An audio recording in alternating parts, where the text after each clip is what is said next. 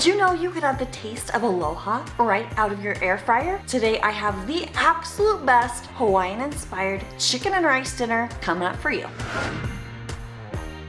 So last week, my daughter Haley and I were in Hawaii on a business retreat and her post-graduation celebration. We had an absolute amazing time exploring the beautiful island, savoring the delicious food, and meeting the wonderful locals. So I decided now is the perfect time to share this Hawaiian goodness with you. It's on page 88 of my cookbook. You can find that at yummyairfryrecipes.com. And to just throw in a little extra fun, join me in a little guessing game. Drop a comment below and take a guess at which island you think we visited. The first person to guess correctly will receive a very special reward. A full-on wave of heartwarming fuzzies. Now, one thing you'll just want to know is that you can use any type of chicken in this recipe. I'm using chicken thighs because it's super good, but chicken breasts or chicken tenders will work as well. And it was filmed a month ago, back in April, so be on the lookout for some crazy town weather. Okay, you're gonna need about 3 pounds of boneless, skinless chicken thighs. And for the marinade, you'll need some brown sugar, some green onions, low sodium soy sauce, some minced garlic, sesame seed oil, and trust me on this, you'll want coconut milk. And then we'll cut up some zucchini, peppers, and I cheated and bought some already cut pineapple. For the rice, you'll just need 2 cups of rice, some more coconut milk, and of course water. Now first I'm gonna make my marinade, and the chicken is gonna sit for about an hour or so. So I'm gonna just throw it all in a bag, and I like this nice little bag holder. So we're adding in a cup of the soy sauce, 1 cup of the brown sugar. Now that is a lot of brown sugar, so if you want to, you can just cut that down a little bit. And you'll want to add some sliced green onions. It's just a half of a bunch. Half teaspoon of minced garlic clove, and then a teaspoon of sesame oil. Now this lasts for like 1.5 to 2 years, and I have other recipes that uses this because it tastes so fantastic in the marinades. Don't let this one ingredient that you're unsure of scare you. You gotta make this recipe. And then a can of coconut milk. And take the bag off the stand, close it up, and just stir it up with your hands.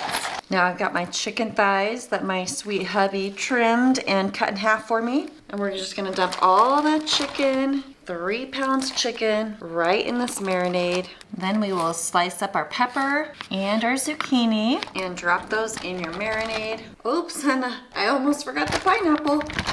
Then you close that up, and then you're just gonna pop this in the fridge to rest for at least an hour, no more than 24 hours. And for the coconut rice, I'm gonna throw 2 cups of rice in my Instant Pot, and that is Jasmine rice that I'm using. Then I put 1 can of this coconut milk in my measuring cup, and you can see that's coming to almost 2 cups. And I basically want about 2.5 cups of liquid with my rice. So there we go, we're at 2.5 cups.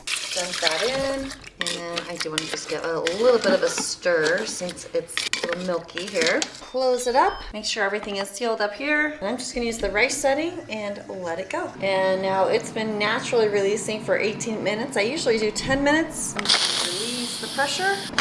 There's some coconut rice. When you're done marinating, go ahead and pull that out of the fridge. And yeah, that's a lot of chicken. You're gonna need to cook this in batches. So I'm just gonna go ahead and pull out some of my chicken. Now the veggies I'm gonna save for later. Unless you like them super, super, super soft, then you can throw those in right now as well. Now the total cook time for this is gonna be around 14 to 18 minutes, depending on your chicken thighs. But I'm gonna do the first 7 minutes of just the chicken, and then I'm gonna throw in the veggies. Okay, and those first few minutes are up. At this point, if you don't have the Kosher dual blaze, you would want to rotate your chicken here. Now I'm going to just throw some of these veggies on top. One of my viewers told me to use a slotted spoon for pulling things like this right out of the bag. I love it when you guys share tips with me. And now we will just throw it back in, and I'm going to go 380 and 8 more minutes. Just got to put this in here. It's April. I'm filming. All of a sudden it went black in the house, and now it's like hailing outside. Legit hail. What the hell is going on? And that's where I live. That's how it rolls here. Now, chicken's done. Let's go take a peek. My goodness, it's so dark in here. Can we see? Oh boy, that smells so good.